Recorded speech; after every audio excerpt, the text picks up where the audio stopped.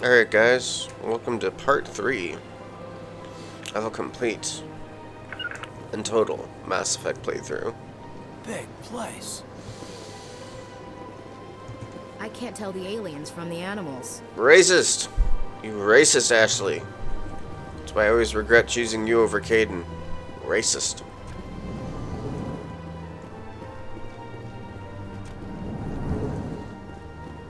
I understand what you're saying. But these allegations are very serious. I can't just... This is serious. My reputation is at stake. I spoke with the consort in confidence, and her alone, and she betrayed that confidence. She betrayed that confidence. All right. Sorry. I will look into I love it for Elcor. you. In the meantime, do not do anything rash. Pleased greeting. Human, it is always good to see your kind. I am Ambassador Kalen. Genuine query. Is there something I can do for you this day? Why do you explain what you're about to say? Our people communicate less through words and more through scent and slight movements. Plainly, Have we you ever heard of the discovered our Elcor vocal production of expression Shakespeare? was It's not pretty enough good. to convey the feelings of our conversations to other species. Why do you bother, Kalen? These Earth Clan don't really care about our Oh, race. Din Korlak. Remorseful response, You're Din. so mean. You don't truly believe that. And if you do, I am very sorry for you. Tell me more about your species. Genuine enthusiasm. I delight in telling the history of my people. It is agreeable to share our culture with others. Tell me about the history and origins of the Elcor. The Elcor were just beginning to explore Council space when the Asari first made contact with us. With their help, we discovered the relay closest to our system, and from there the Citadel. Proudly, within one lifetime we established a regular route to the Citadel, and quickly became one of the more active species living on this great station. I'd like to know more about the culture of the Elcor. Frankly, we Elcor prefer the safety and familiarity of our own colonies to the confines of space travel. Our society is built on small, tight-knit groups. Though we are always welcoming to outsiders, our government tends to be very stable. Our people are not very comfortable with sudden changes. What do you do here? Modestly, I work to bring the problems and the requests of the Elcor groups to the attention of the Council. Ha! They only give us these positions to Why keep is us Din quiet. Korlak so The Council mean? doesn't care about our races. Chastising rebuke. Your tone is inappropriate, Din. This human is not to blame for your malcontent or your misconceived suspicions. I should go. Goodbye, Ambassador. Sincere farewell. Good day to you, human. Enjoy your time on the Citadel. The Elcor are a Citadel species native to the high-gravity world Dakuna. They are massive creatures, standing on 4 muscular legs for increased stability. Elcor move slowly, an evolved response to an environment where a fall can be lethal. This has colored their psychology, making them deliberate and conservative. Elcor speech is ponderous and monotone. Among themselves, scent, slight movements, and sub-vocalized infrasound convey shades of meaning that make a human smile seem as subtle as a fireworks display.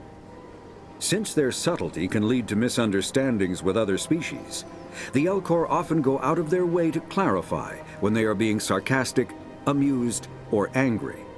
Dakuna's high gravity impedes mountain formation. Most of the world consists of flat, open plains, which prehistoric Elcor wandered across in small family bands. Modern Elcor still prefer open sky, and can become restless and uncomfortable on long starship journeys. Okay.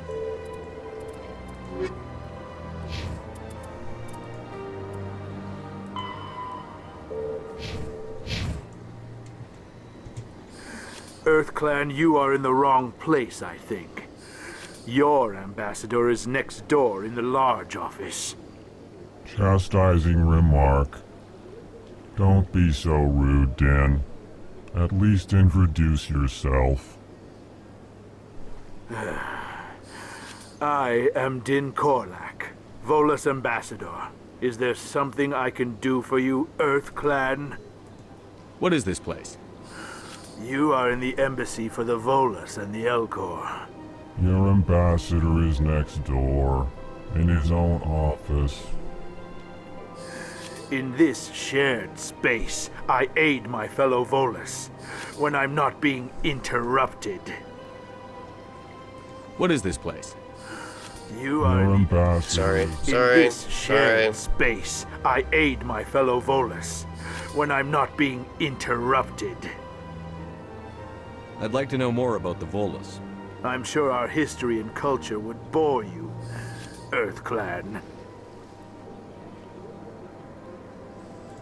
Alright. Actually, I would like to know more about your history. My people came to the Citadel shortly after the Asari and Solarians had discovered it. We were instrumental in establishing a standardized galactic economy. However, despite our long association with the Citadel and our many contributions to galactic society, we still do not hold a seat on the Council. Tell me about Volus culture. We are tribal by nature, but our ways are not violent. We barter and trade our lands and tribe members in order to increase status. Larger tribes often engulf smaller ones and eventually split again. Our society is very malleable, and our government is always shifting and changing. Since we're not physically adept, we trade our services for protection. What is it you do here? I look out for the best interests of the Volus people. No easy task considering how often we are overlooked by the Council. Chastising rebuke, Din. The Council favors your species greatly. You are naive. The Earth Clan will be invited to the Council long before our species will. Why aren't the Volus or Elcor part of the Council? All species must prove themselves before they join the Council. All but the Earth Clans, it would seem. Dismissive. Ignore the Volus ambassador, human. He is incorrect in his assessment. Really? How long have we been waiting? How long do you think we'll continue to wait? Bah, this talk is wasted on the humans. You seem to have a bit of a chip on your shoulder, Din. Doesn't he? You humans are new to the Citadel, and yet the Council has granted you great favor. Chastising rebuke, Din. Your species has always been granted many concessions. Volus territory has expanded tenfold since coming to the Citadel. Details. We still have no real say in the decisions that affect Citadel space. Alright, let's go. Goodbye, Ambassador. Yes, yes. Good day, Earth Clan. Earth Clan. So dismissive.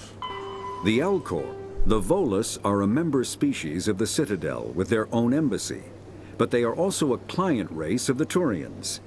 Centuries ago, they were voluntarily absorbed into the hierarchy, effectively trading their mercantile prowess for Turian military protection. Erun, their homeworld, lies far beyond the normal life zone of its star. However, the world has a high-pressure greenhouse atmosphere that traps enough heat to support an ammonia-based biochemistry. As a result, the Volus must wear pressure suits and breathers when dealing with other species, as conventional nitrogen-oxygen air mixtures are poisonous to them, and in the low-pressure atmospheres tolerable to most species, their flesh will actually split open. Volus culture is tribal, bartering lands and even people to gain status. This culture of exchange inclines them to economic pursuits. It was the Volus who authored the Unified Banking Act, and they continue to monitor and balance the Citadel economy.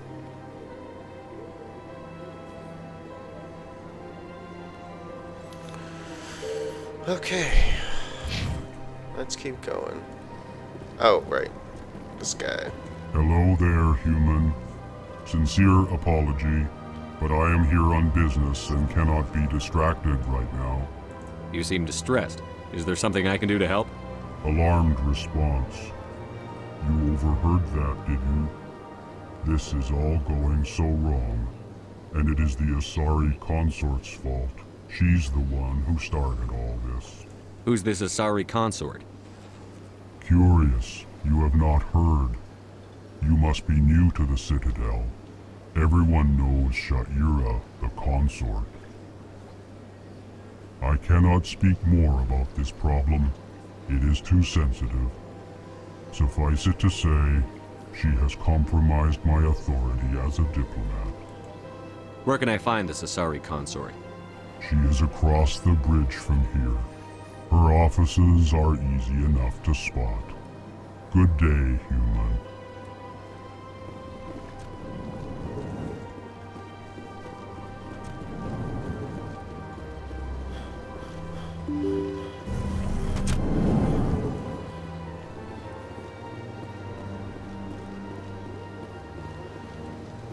Good day, Commander. The human ambassador is up the stairs, first room on the right.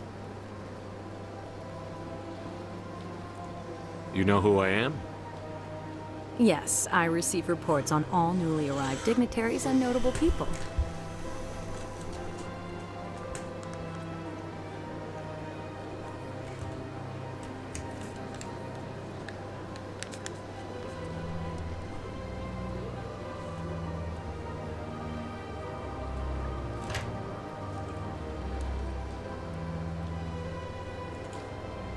What is this place? This is the Presidium. More specifically, you are at the Citadel embassies. If you have more questions, please access Avina. What's that? Oh, Avina is the virtual guide for the Citadel. Feel free to access the terminal yourself. Sorry if I What is repeat this this one, place? guys. This is the Presidium. More specifically, you are at the Citadel embassies. If you have more questions, please access Avina. What's your name? What do you do here? My name is Safiria. I'm the administrative assistant for the embassies.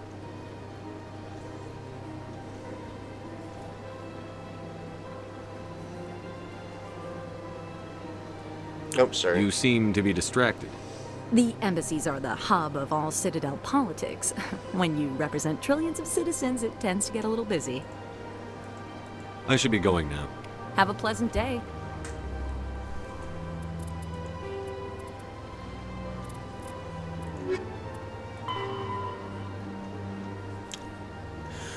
The ring is an enclosed loop of park-like space serving as the connection point for the wards. The interior walls are lined with the embassies of influential species and private residences for the galaxy's elite. The Presidium is full of open-air restaurants, bars, and luxurious meeting areas. Gravity is about 1/3 of Earth normal. A holographic sky is projected over the ceiling of the ring. Unlike the 24/7 bustle of the wards, the Presidium maintains a 20-hour day schedule with a 6-hour night where lights are dimmed and the sky goes through a night cycle. Offices and residences are often open to the interior.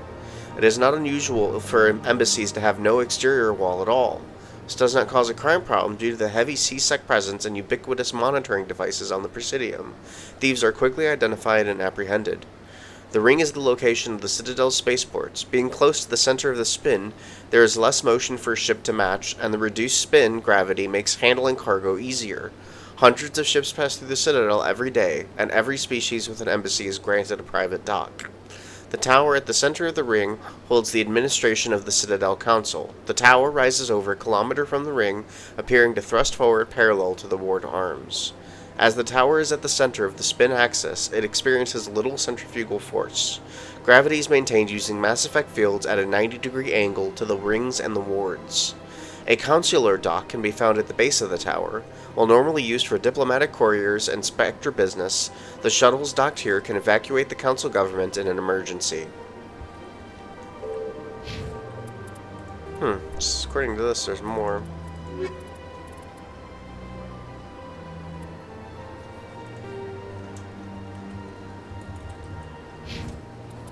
Where?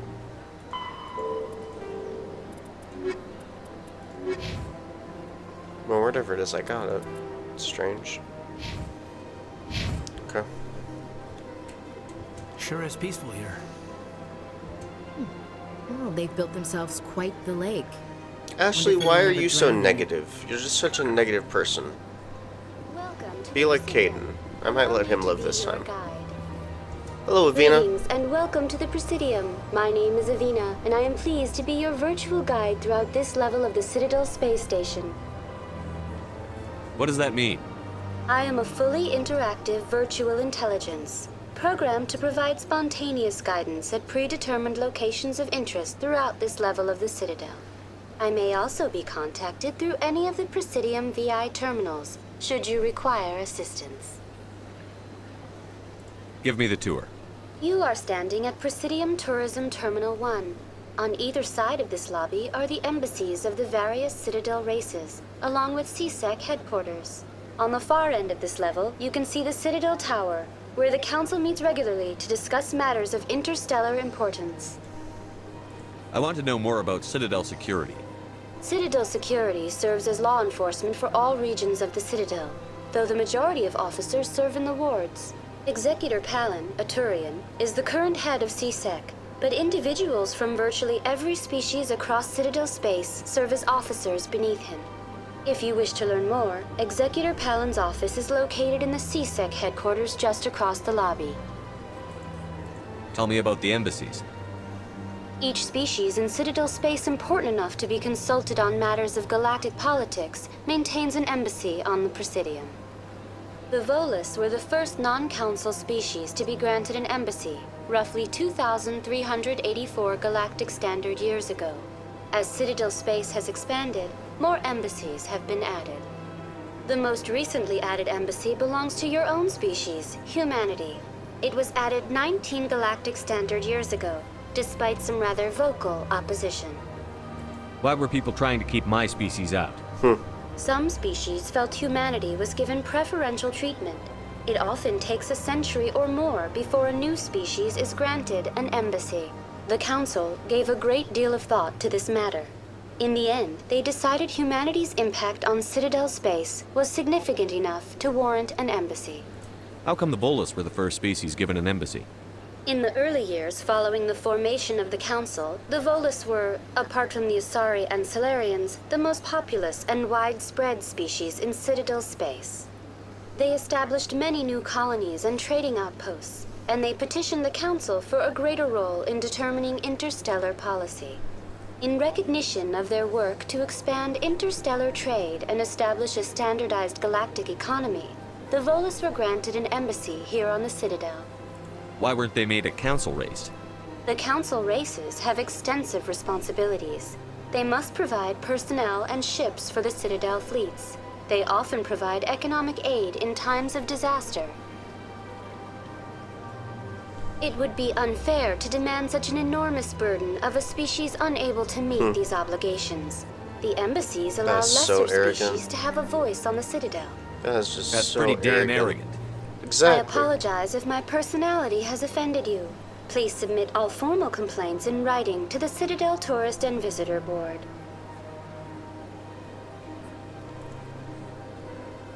Do you know anything about specters? The term Spectre is derived from the branch of Special Tactics and Reconnaissance. Each Spectre agent is handpicked by the Council. Their primary role is preserving galactic stability and resolving volatile situations that cannot be handled through normal political channels. In this role, they are granted extraterritorial rights and jurisdictions. Spectres answer to no law or authority except the Council itself. What can you tell me about the Citadel Council? Originally, the Council consisted of representatives from the Asari and Solarians, the two dominant species in Citadel space. Roughly 1,304 galactic standard years ago, Turians were invited to join the Council in recognition of the role they played during the Krogan Rebellion. Since then, the three Council races have worked together to ensure the peaceful coexistence of the galactic community, while preserving individual autonomy for each species. It can't be as simple as that. There must be problems somewhere in the system.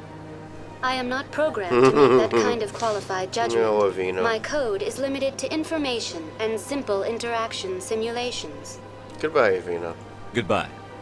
Goodbye, and thank you for using Avina. Please enjoy your visit to the Citadel. Biotics is a virtual intelligence is an advanced form of user interface software. VIs use a variety of methods to simulate natural conversation, including an audio interface and an avatar personality to interact with. Although a VI can provide a convincing emulation of sentience, they are not self-aware, nor can they learn or take independent action. VIs are used as operating systems on commercial and home computers. Minimal VI agents are also available. Agents are compact and specialized. Some serve as personal secretaries, filtering calls and scheduling meetings based on user-defined priorities. Others are advanced search engines, propagating themselves across the extranet to collate user-requested data. Commercial VIs in a variety of stock personalities are available at any software retailer. Boutique firms and hobbyists also build unique VIs to personal specification.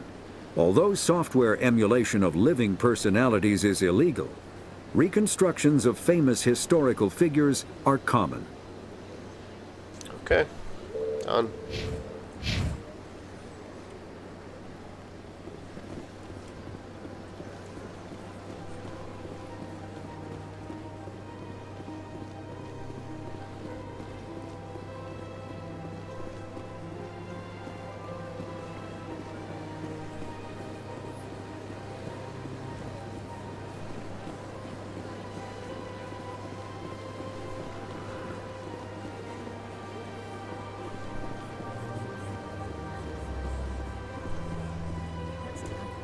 I've had my office rearranged 5 times. 5 times? Why? What do they want? How should I know? It's not like Keepers offer an explanation for what they're doing. And yet, everyone just lets them go on doing whatever it is they do. What choice do we have? If you try to stop them, they just shut down and another one replaces it. Just strange that we know so little about them. Not to mention frustrating.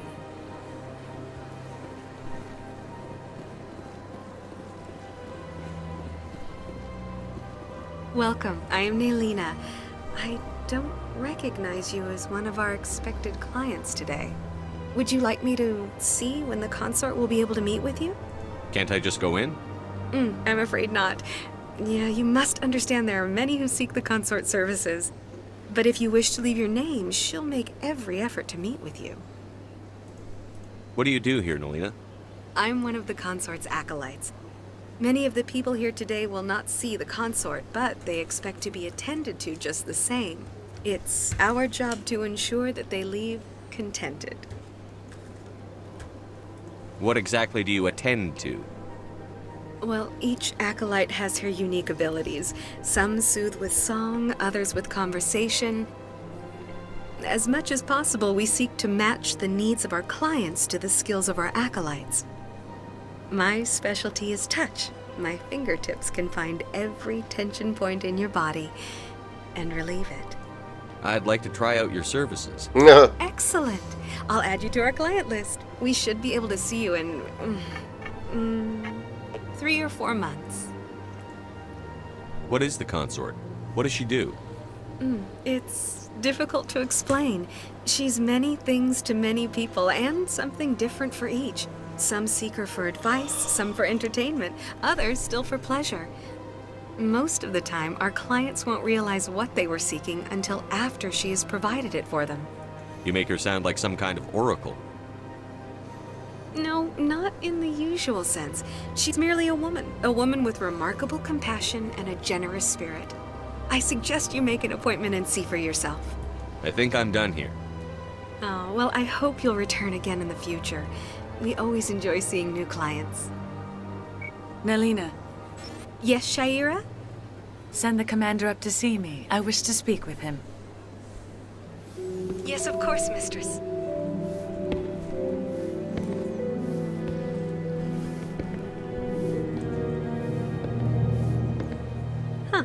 It appears the consort has taken notice of you.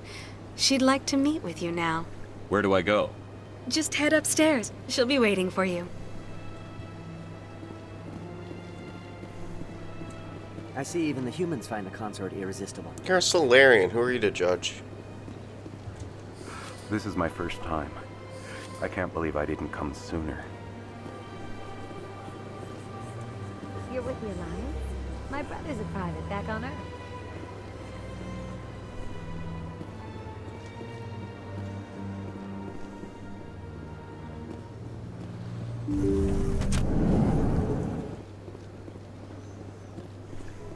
That is close enough, Commander. I've heard a great many things about you since your arrival here in our Citadel.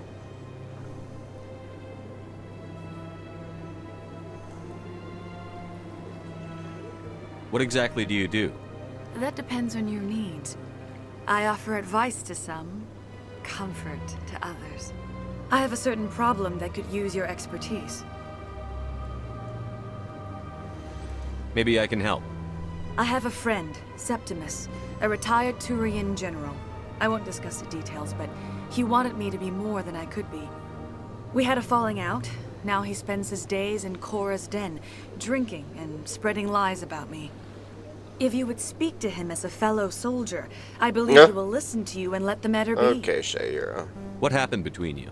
I respect his privacy too much to go into the details. If he wishes to tell you what happened, that is his prerogative. What exactly do you want me to tell him? Appeal to his sense of honor. Remind him of his position as a general. If you can convince him to stop spreading lies about me, I would be very grateful.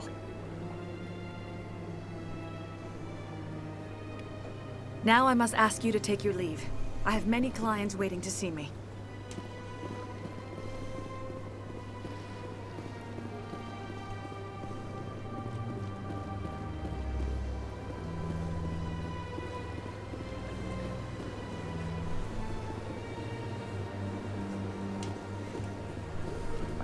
I'm a little nervous.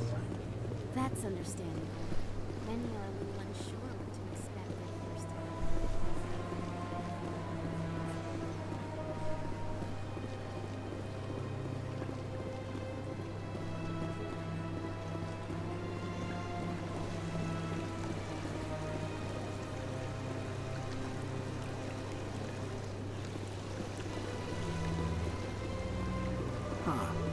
Welcome to Presidium Tourism Terminal 3.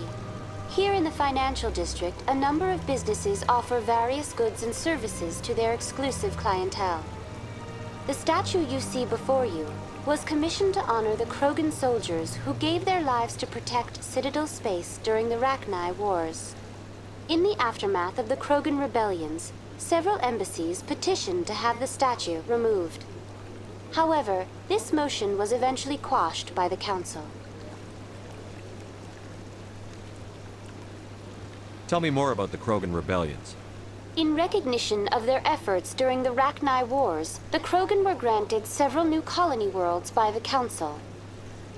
Over the next 400 years, the Krogan species began to expand.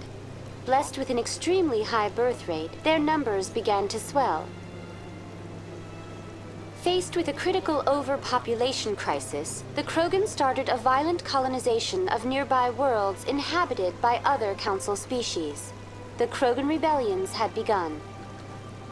For a full century, the Council and its member species fought to bring the Krogan under control. With the aid of the newly discovered Turian Empire, they were ultimately successful. You needed the Krogan to stop the Rachni. Then you needed the Turians to stop the Krogan. So who's gonna stop the Turians? I am sorry, but that question is beyond my programming parameters. The Turians are members of the Citadel Council. They are not a threat to galactic peace.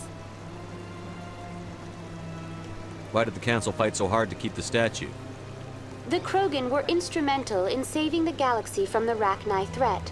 The Council believed this historical fact should not be forgotten. The Council also hoped that preserving the memorial would improve diplomatic relations with the Krogan and bring about a peaceful resolution to the rebellions. Unfortunately, the Krogan refused to negotiate, and only surrendered after their population and homeworlds had been ravaged by the Turians. Why not? Sounds like they got what they deserved. I am sorry, but a value judgment of that nature goes beyond my programming. What were the Rachni Wars? Nearly 2,200 years ago, explorers seeking to expand Citadel space opened up mass relays leading to systems controlled by the Rachni. A highly intelligent and aggressive insect race, the Rachni unleashed a war of conquest against the rest of the galaxy that lasted for nearly 3 centuries. The emergence of the Krogan finally turned the tide in favor of the Citadel species. Krogan forces provided the numbers necessary to halt the Rachni advance and drive them back. The Krogan then pursued their retreating fleets. Able to survive the harsh environments of the Rachni homeworlds, the Krogan hunted their enemy to extinction. Was it really necessary to wipe them out? I am sorry, but a value judgment of that nature goes beyond my programming. Alright. That's all for now. Thank you for using Avina. Have a pleasant day. You too, Avina.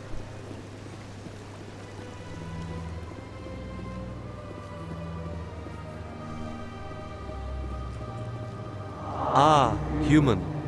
This one is greatly pleased to see you here in my decadent emporium.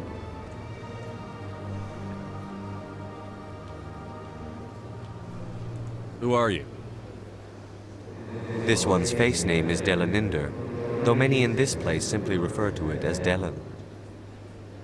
Please take time to examine the fine goods it has for purchase, all of great worth. What exactly do you sell? Only the finest and most luxurious items that credits can buy. This one is able to procure almost any item the human would desire, for a price, naturally. Why do you refer to yourself as this one and it? For the same reason that humans are so inquisitive. It is part of our culture. Specifically, Hanar only refer to themselves in the first person with family or intimates. And we rarely do so with other species. It is just our way. Who are you? This one's face name is Delaninder, though many in this place simply refer to it as Delan. Please take time to examine the fine goods it has for purchase, all of great worth. Show me your items. Oh, this one is pleased to do so, human. You will not be disappointed.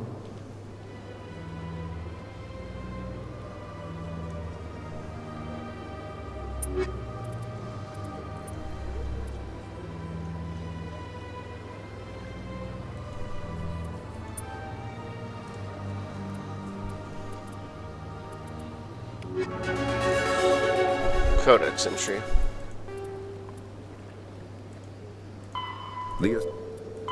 50,000 years ago, though now extinct, the Rachni once threatened every species in Citadel space.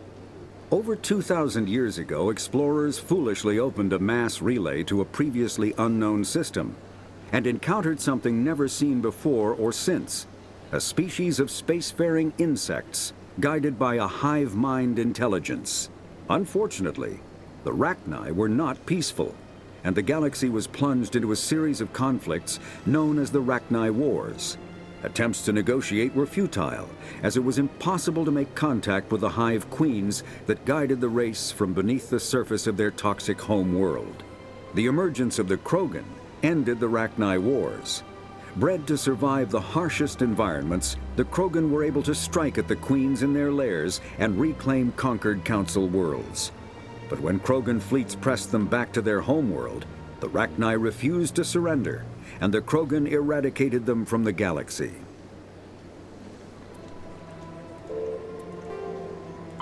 The Hanar are a Citadel species known for excessive politeness. They speak with scrupulous precision and take offense at improper language. Hanar that expect to deal with other species take special courses to help them unlearn their tendency to take offense at improper speech. All Hanar have two names. The face name is known to the world. The soul name is kept for use among close friends and relations. Hanar never refer to themselves in the first person in conversation with someone they know on a face name basis. To do so is considered egotistical, so instead they refer to themselves as this one, or the impersonal it. Their homeworld, Kajay, has 90% ocean cover and orbits an energetic white star, resulting in a permanent blanket of cloud. Due to the presence of Prothean ruins on the world, many Hanar worship them, and Hanar myths often speak of an elder race that civilized them by teaching them language. More. Krogan rebellions. After the Rachni War, the quick-breeding Krogan expanded at the expense of their neighbors. Warlords leveraged their veteran soldiers to seize living space while the council races were still grateful. Over centuries, the Krogan conquered world after world. There was always just one more needed. When the council finally demanded withdrawal from the Asari colony of Lucia, Krogan overlord Craddock stormed off the Citadel, daring the council to take their worlds back. But the council had taken precautions. The finest STG operators and Asari huntresses had been drafted into a covert observation force, the Office of Special Tactics and Reconnaissance. The Spectres opened the war with crippling strategic strikes. Krogan planets went dark as computer viruses flooded the extranet. Sabotaged antimatter refineries disappeared in blue-white annihilation. Headquarters stations scattered into orbit-clogging debris, rammed by pre-placed suicide freighters. Still, this only delayed the inevitable. The war would have been lost if not for the first contact with the Turians, who responded to Krogan threats with a prompt declaration of war. Being on the far side of Krogan space from the Citadel, the Turians advanced rapidly into the lightly defended Krogan rear areas. The Krogan responded by dropping space stations and asteroids on Turian colonies. 3 worlds were rendered completely uninhabitable. Credits, or creds. The standard credit was established by the Citadel's Unified Banking Act as the currency of interstellar trade.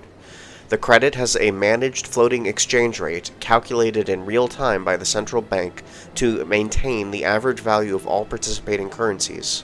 Some regional currencies are worth more than a credit and some less. Hard currency can be stolen or counterfeited, so electronic fund transfers are the norm. More importantly, physical transactions cannot be easily tracked, making them ideal for tax evasion or the purchase of illegal goods. When the Alliance joined the Citadel, its various national treasuries were linked into the credit network. A human with a bank account of Mexican pesos, Japanese yen, or Indian rupees can purchase any item priced in credits at fair market value. All economies that participate in the credit network are required to price items in both local currency and in credits.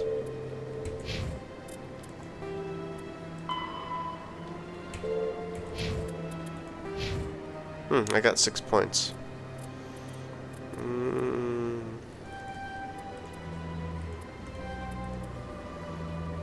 I've been using the assault rifle pretty well.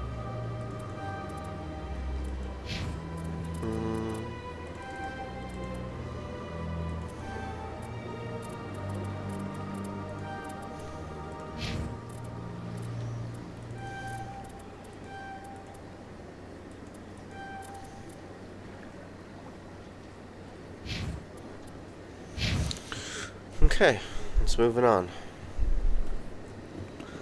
So, I did a playthrough recently, and there is a quest about a rogue AI that's supposed to lead you right here, and I actually was not able to track it down last time, unfortunately. Hopefully this time I have better luck. Here's a keeper that you'll have to scan for someone named Chorbin. We'll get to that later.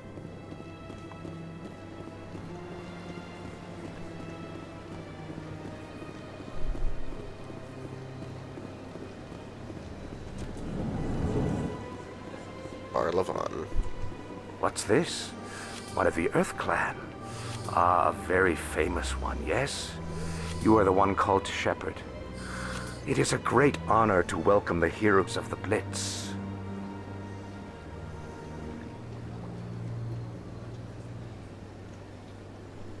You've got me at a disadvantage here. Forgive me, Earth Clan. My name is Levon, My job makes it necessary for me to keep informed. I am a financial advisor to many important clients here on the Citadel. When someone as important as yourself arrives on the station, I take notice. Tell me more about your job. Galactic finance is incredibly complex. A mix of laws and regulations from dozens of interstellar economies. I'm an expert in how all these economies interact.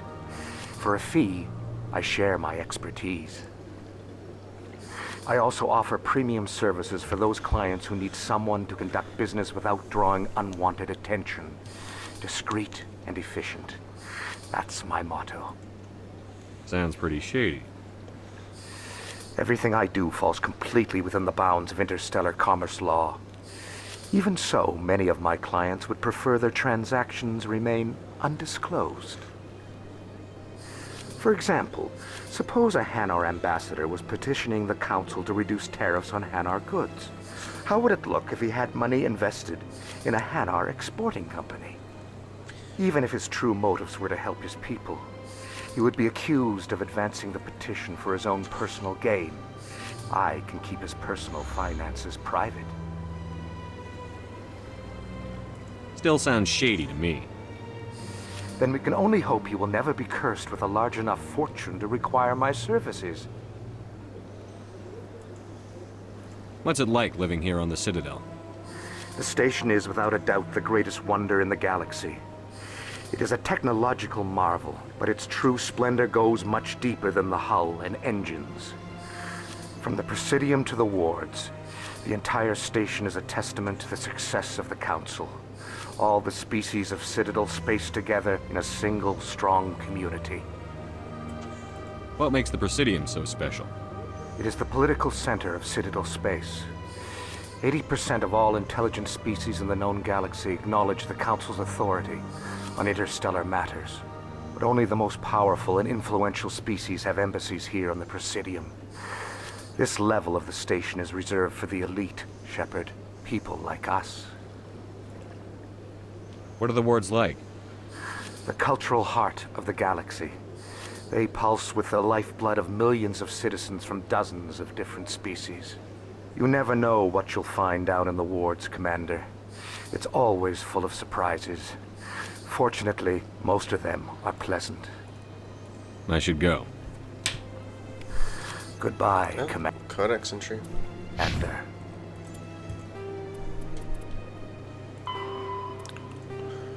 Citadel Station, wards. The majority of the Citadel's population lives in the wards, the 5 massive arms of the station that houses the residential and commercial districts. Many galactic races have established cultural enclaves here.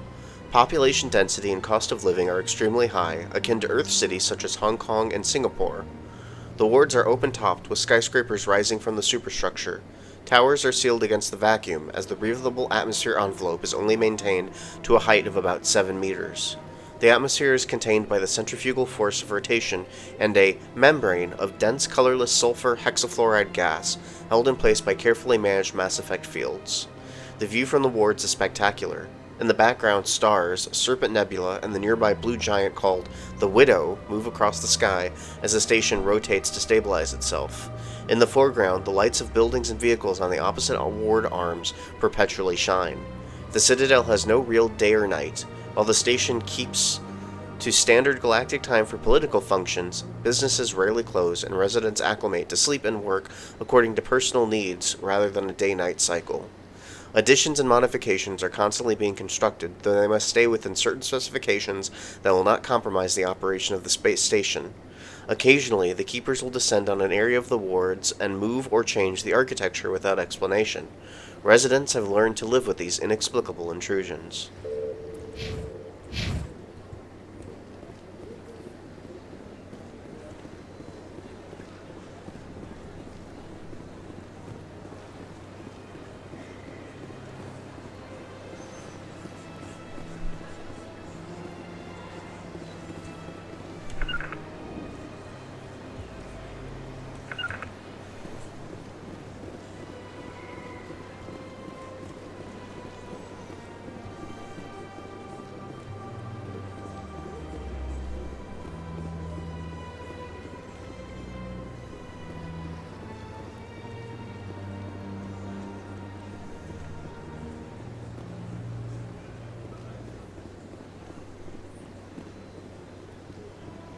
Look at that bug thing over there.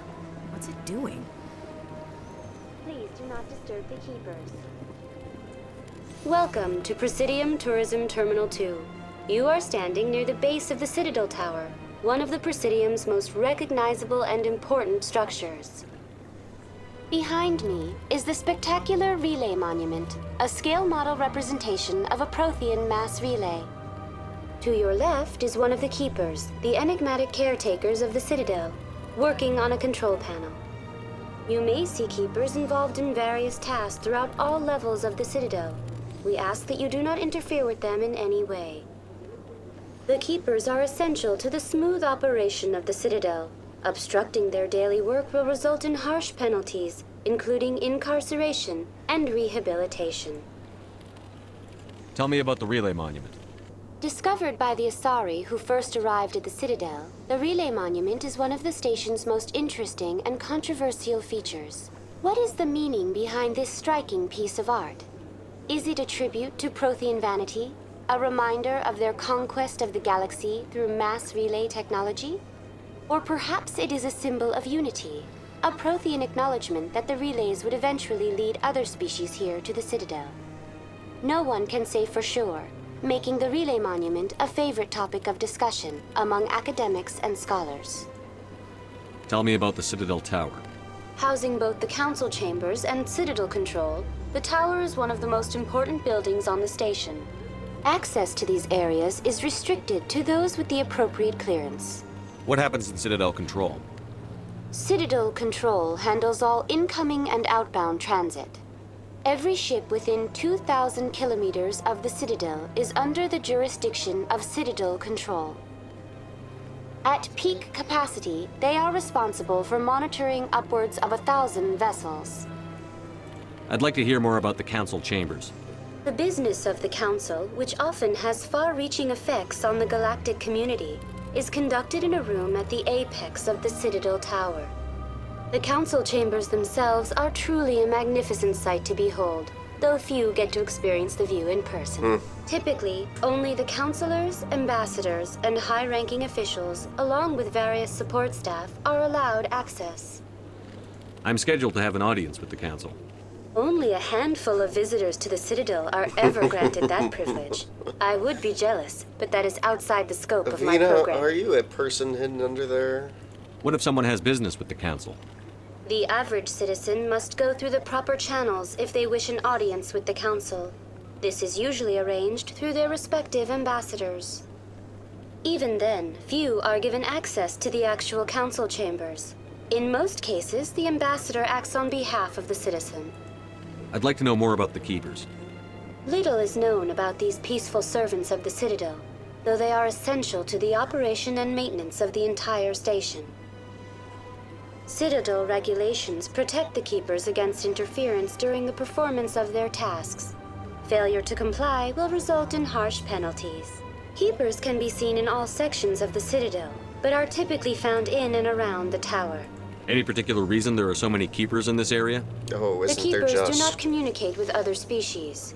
It is assumed, however, that the tower houses the Citadel's primary control systems. Many of the station's systems, such as navigation and life support, function automatically. It is believed the Keepers operate those systems from inside the tower's inaccessible core. The Keepers also make frequent appearances in the Council chamber itself, though they appear to be just passing through on their way to some other destination. That's all for now. Thank you for using Avina. Have a pleasant day. The Elcor. When the Asari discovered the Citadel, they also discovered the Keepers, a docile, multi-limbed insect race that seemingly exists only to maintain and repair the great Prothean station. Early attempts to communicate with or study the Keepers were failures, and it is now illegal to interfere with or impede Keeper activity. Because they are completely non-threatening, Keepers have become virtually invisible to everyone else. Similarly, they seem indifferent to other species, except for their tendency to help new arrivals integrate themselves into the Citadel.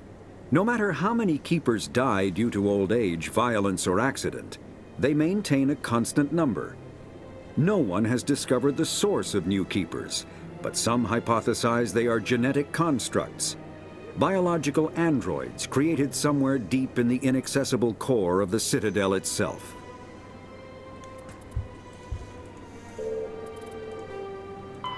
Biotic mass relays are feats of Prothean engineering advanced far beyond the technology of any living species. They are enormous structures scattered throughout the stars and can create corridors of virtually mass-free space, allowing instantaneous transit between locations separated by years or even centuries of travel using conventional FTL drives. Primary mass relays can propel ships thousands of light years, often from one spiral arm of the galaxy to another. However, they have fixed one-to-one connections. A primary relay connects to one other primary relay and nowhere else.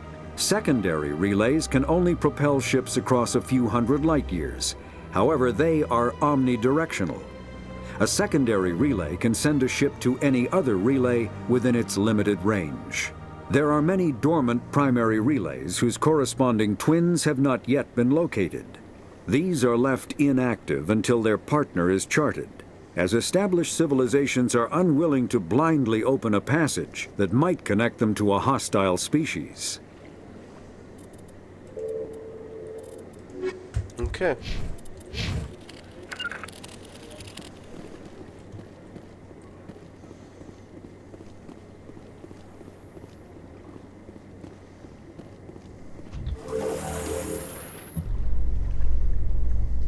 The Council isn't going to ask me any questions, are they? I doubt it. We've made our reports. Now we just have to trust Ambassador Udina. No, we don't, sir.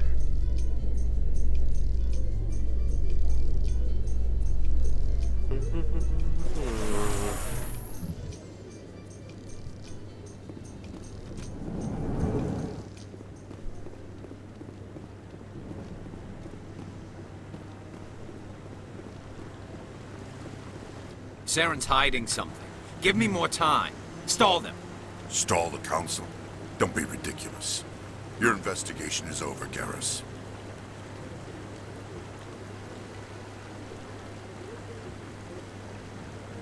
Commander Shepard, Garrus Vakarian. I was the officer in charge of the CSEC investigation into Saren. Who were you just talking to? That was Executor Palin, head of Citadel Security, my boss. He'll be presenting my findings on Saren to the Council. Sounds like you really want to bring him down. I don't trust him. Something about him rubs me the wrong way. But he's a Spectre. Everything he touches is classified. I can't find any hard evidence. I think the Council's ready for us, Commander. Good luck, Shepard. Maybe they'll listen to you. Thanks, Garrus. You don't want to keep the Council waiting.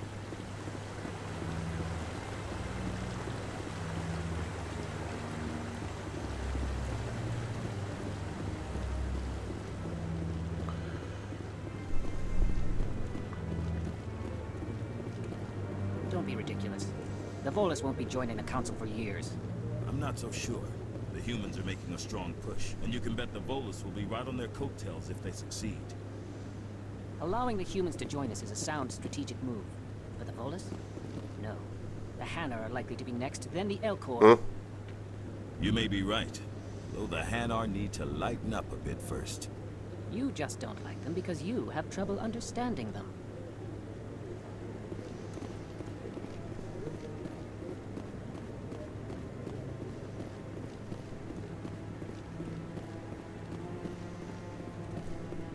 The hearing's already started. Come on.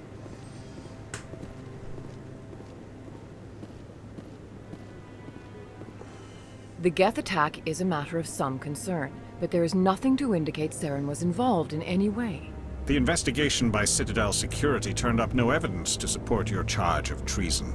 An eyewitness saw him kill Nihilus in cold blood. We've read the Eden Prime reports, Ambassador. The testimony of one traumatized dock worker is hardly compelling proof. I resent these accusations. Nihilus was a fellow Spectre and a friend. That just let you catch him off guard. Captain Anderson, you always seem to be involved when humanity makes false charges against me. And this must be your protege, Commander Shepard. The one who let the beacon get destroyed. The mission to Eden Prime was top secret. The only way you could know about the beacon was if you were there. With Nihilus gone, his files passed on to me. I read the Eden Prime report. I was unimpressed. But what can you expect from a human? Saren despises humanity. That's why he attacked Eden Prime. Your species needs to learn its place, Shepard. You're not ready to join the Council. You're not even ready to join the Spectres. He has no right to say that. That's not his decision. Shepard's admission into the Spectres is not the purpose of this meeting. This meeting has no purpose. The humans are wasting your time, Counselor, and mine. Such a jerk. Saren's hiding behind his position as a Spectre. You need to open your eyes. What we need is evidence. So far, we've seen nothing. There is still one outstanding issue. Commander Shepard's vision. It may have been triggered by the beacon. Are we allowing dreams into evidence now? How can I defend my innocence against this kind of testimony? I agree. Our judgment must be based on facts and evidence, not wild imaginings and reckless speculation. Do you have anything else to add, Commander Shepard?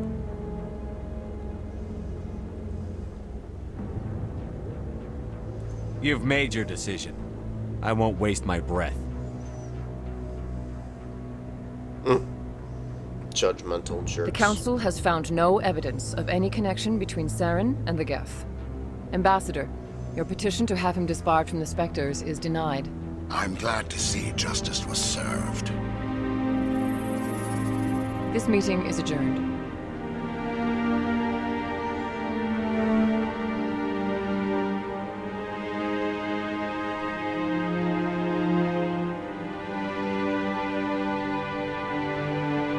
It was a mistake bringing you into that hearing, Captain. You and Saren have too much history. It made the Council question our motives. I know Saren.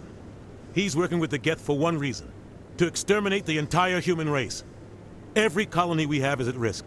Every world we control is in danger. Even Earth isn't safe. Tell me about this history between you and Saren. It's a bit hyperbolic I to worked say with him Earth on a mission isn't a long safe. time ago. Things went bad.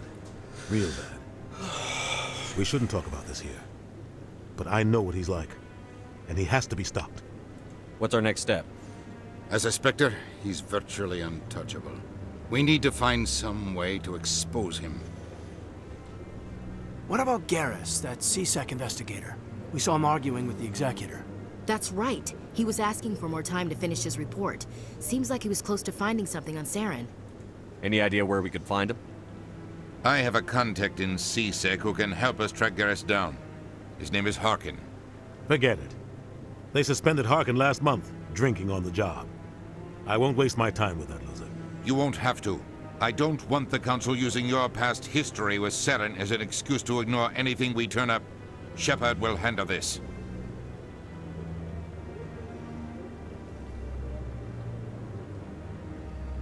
You can't just cut Captain Anderson out of this investigation. The Ambassador's right. I need to step aside. I need to take care of some business. Captain, meet me in my office later. Harkin's probably getting drunk at Cora's Den. It's a dingy little club in the lower section of the wards. Maybe there's another way to find evidence against Saren. You should talk to Barla Vaughn over in the financial district. Rumor has it he's an agent for the Shadow Broker. The Shadow Broker? An information dealer. Buys and sells secrets to the highest bidder. I've heard Barla Vaughn's one of the top representatives. He might know something about Saren, but his information won't come cheap. Our ambassador doesn't seem to get along with the Council. He's just frustrated. The Council's always preaching that we need to be part of the galactic community. But for them, it's a one-way street. They want us to expand and settle unstable regions like the Skillian Verge and the Attican Traverse. But when we run into trouble, they don't want to help us out. Everyone knows it's only a matter of time until we get a seat on the Council. The Ambassador just thinks it should happen sooner rather than later. And I agree. I think I'm doing it down the list. Sorry if I'm not, guys. You don't think much of Harkin. The guy joined CSEC about 20 years ago. He's been an embarrassment to our species ever since. Roughing up suspects in custody, bribery accusations, alcohol and drug use. The embassy used to step in when he got in trouble. But I guess enough was enough. The guy's a scumbag. He should have been cut loose a long time ago. He was one of the first human C-Sec officers. Guess it would have looked bad if he got fired. A lot of backroom deals were worked out over the years to keep him on the force. Politics is a dirty business sometimes, but it looks like his time's run out. We've got enough humans in C-Sec now to stop protecting him. I want to know more about the Spectres. They're not your typical government agency. They tend to work alone, behind the scenes. They take care of problems the Council can't.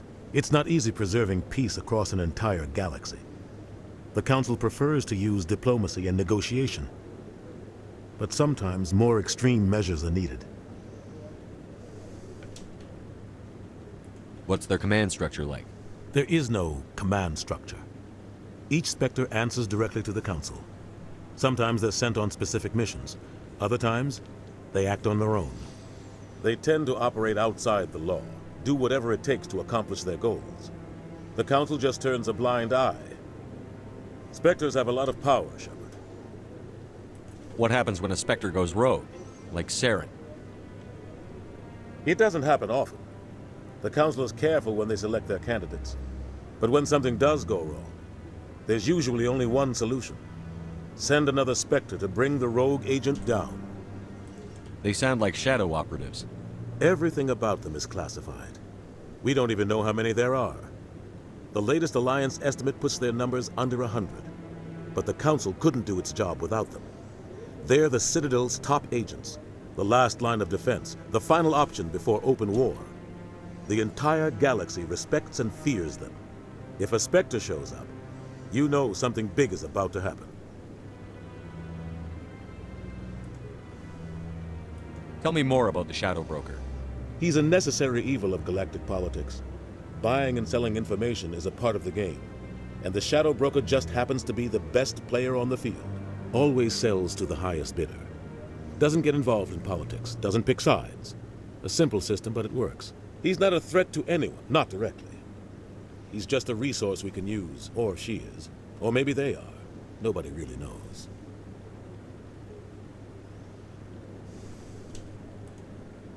Tell me about Barlavon. He specializes in moving large sums of money without leaving a paper trail. A financial genius, doesn't do anything illegal, but he knows all the loopholes. He's got an impressive client list. Ambassadors, diplomats, Spectres. That's probably why the Shadow Broker uses him. You and Saren have a history.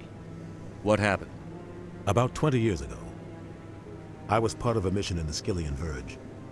I was working with Saren to find and remove a known terrorist threat. Saren eliminated his target, but a lot of people died along the way, innocent people. And the official records just covered it all up. But I saw how he operates.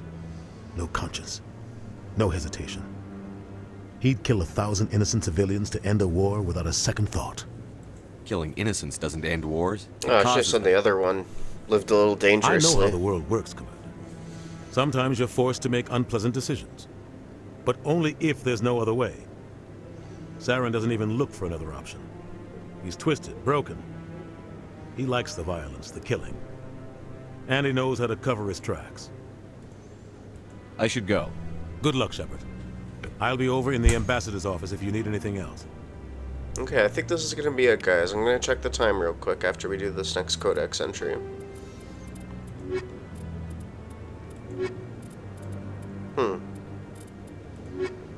Thought there was... The Solarians, the there it second is. species to join the Citadel, the Solarians are warm-blooded amphibians with a hyperactive metabolism. Solarians think fast, talk fast, and move fast. To Solarians, other species seem sluggish and dull-witted. Unfortunately, their metabolic speed leaves them with a relatively short lifespan. Solarians over the age of 40 are a rarity. The Solarians were responsible for advancing the development of the primitive Krogan species to use as soldiers during the Rachni Wars. They were also behind the creation of the genophage bioweapon the Turians used to quell the Krogan rebellions several centuries later. Solarians are known for their observational capability and non-linear thinking. This manifests as an aptitude for research and espionage, They are constantly experimenting and inventing, and it is generally accepted that they always know more than they are letting on. Okay, there we go. Let's see where we are. An hour. Alright, guys. Thanks for joining me. And I'll catch y'all on the next one. See you then.